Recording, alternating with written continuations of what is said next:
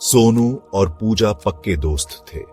दोनों एक छोटे से गांव में पले बढ़े जो पहाड़ियों के बीच बसा था। सब एक दूसरे को जानते थे। आम के बगीचों में खेलते, नदी में तैरते। जिंदगी सिंपल थी, उनकी हंसी खेतों में गूंजती रहती थी। पूजा एडवेंचरस थी, हमेशा चैलेंज के लिए तैयार। सोनू थोड़ा कॉशियस था, लेकिन अपनी दोस्त की डेयर से कभी पीछे नहीं हटता था। उनका बॉन्ड अटूट और मजबूत था, गांव के चौक में बरगद के पुराने पेड़ जैसा। एक दिन हवा में कानाफूसी फैल गई। बच्चों का एक झुंड भागता हुआ गया। उनके चेहरे पीले पड़ गए थे। सोनू और पूजा ने एक दूसरे को कंफ्यूज नजरों से देखा। कुछ तो गड़बड़ थी। उनकी आंखों में क्यूरियोसिटी की चिंगारी चमकी।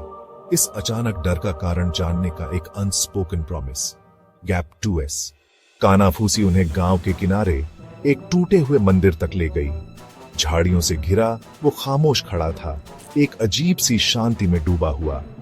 गांव वालों का मानना था कि वहां एक औरत की आत्मा भटकती है जिसे प्यार में धोखा मिला था।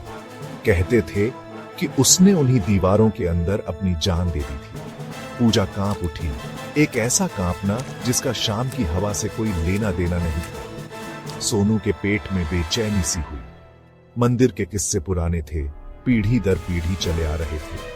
कोई भी उसके पास जाने की हिम्मत नहीं करता था, खासकर रात के वक्त। लेकिन पूजा की आंखों में एक्साइटमेंट की चमक थी। सोनू उस लुक को पहचानता था। इसका मतलब था कि वो कुछ रिस्की करने वाली थी। वो सही था। चलो अंदर चलते हैं, उसने फुसफुसाते हुए कहा। उसकी आवाज मुश्किल से सुनाई दे रही थी। सोनू का दिल जोर से धड़कने लगा। सोनू के मन में डर और क्यूरियोसिटी की लड़ाई चल रही थी। वो जानता था कि ये बेवकूफी है, खतरनाक भी।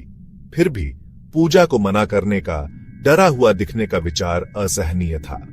उसने एक गहरी सांस ली और हां में सर हिला दिया। उन्होंने आधी रात को मिलने का फैसला किया। चुड़ैलों का समय गांव वाले इसे कहते थे।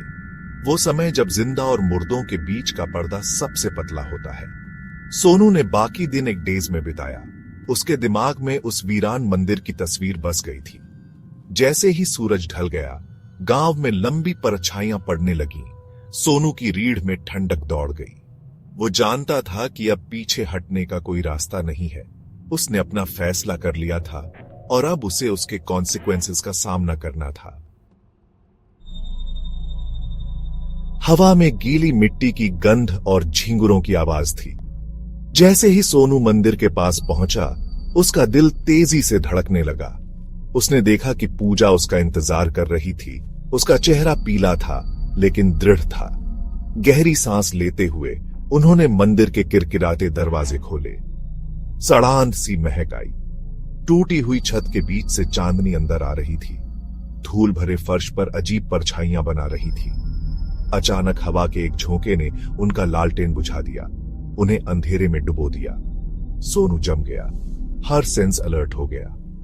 वो अपनी ही तेज सांसों की आवाज सुन सकता था जो खामोशी में गूंज रही थी। फिर उसने उसे सुना, एक धीमी फुसफुसाहट उसके कान के पास, जिससे उसकी रीढ़ में सिहरन दौड़ गई। वो तेजी से मुड़ा, लेकिन वहां कोई नहीं था। अचानक एक खौफनाक चीख रात को चीरती हुई निकली। वो पूजा थी। सोनू घूम गया, उसका खून जम गया। पूजा! वो चिल्लाया, उसकी आवाज डर से भरी हुई थी। वो आगे बढ़ा, उसके हाथ फैले हुए थे। अंधेरे में अपनी दोस्त को ढूंढ रहा था। सन्नाटा, एक भारी, दम घोंटने वाला सन्नाटा मंदिर पर छा गया। पूजा गायब थी, गायब हो गई थी। सोनू बार बार उसका नाम पुकारता रहा। उसकी आवाज डर से कांप रही थी, लेकिन उसे सिर्फ अपनी ही निराशा की गूंज सुनाई दी। वो मंदिर से बाहर निकला। उसका दिमाग घूम रहा था, उसका दिल तेजी से धड़क रहा था। वो खामोश गांव से भागा। मदद के लिए उसकी चीखें रात में गूंज रही थी। अगली सुबह गांव वालों ने उसे बेहोशी की हालत में पाया। उसकी आंखें दहशत से फैली हुई थी। पूजा फिर कभी नहीं दिखी। उसके गायब होने का रहस्य गांव पर एक कफन की तरह छा गया। मंदिर खामोश खड़ा था, उस रात की एक याद दिलाता हुआ जब सोनू ने अपनी दोस्त खो दी और गांव ने अपनी इनोसेंस खो दी। भूतिया मंदिर के बारे में कानाफूसी तेज, गहरी और पहले से कहीं ज्यादा खतरनाक हो गई।